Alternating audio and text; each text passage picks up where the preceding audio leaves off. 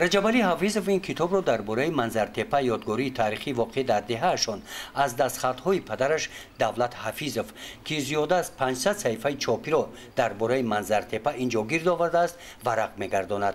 این کتاب محصول مهنت 37 ساله پدرش بود. حافظ میگه که با عصرهای 9 10 11 داخل دارن همش. این منظرتپه نامی کی بوده؟ نامی دختری همون که شو نامی دختری شو رفتش دیگه. منظرتپه در دهه گلابا دهاتی به نام عبدی‌عوض ناحیه واسه بین قصر شاهان هولبوک و حوض قینر واقع می باشد. از آن شهر قدیمی تاجیک نشین این تپه به یادگار مانده است. میگویند که باقی مانده مدنیت آن مردم تگ خاک پنهان است. در این موضع از جانب باستانشناسان یک چند مرتبه کاوش‌ها گذرانده شدند. نگاره‌های زیادی را پیدا نمودند. در این کافی‌ها دولت حفیظов همراه ارکینای غلامova کار کرده است.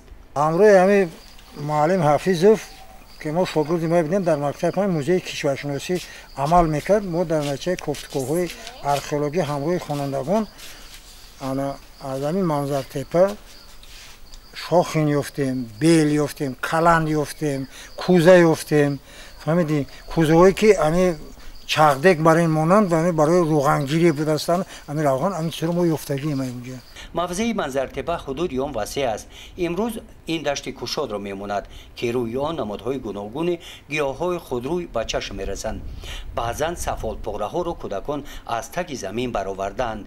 بر روی خط میراث فرهنگ جهانی شامل گردیدن منظرتپه و آموزش منبع آن صفحه‌های نو را در تاریخ گذشته خلق تاجیک می‌گشاید.